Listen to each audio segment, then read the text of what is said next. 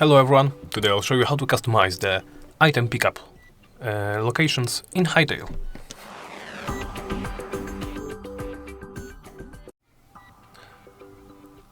What do I mean by that? I mean that you can customize where the picked up items go in your inventory. Let's begin by opening the settings menu, then navigating to the gameplay section and scroll down to the preferred pickup locations.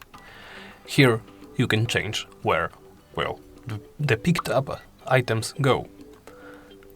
By the default, everything goes to the hotbar, but you can change it so, for example, the miscellaneous items go to your inventory and skip the hotbar.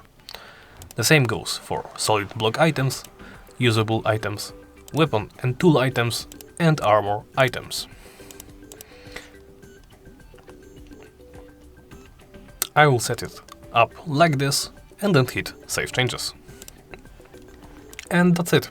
Thank you for watching, and please remember to like, comment and subscribe.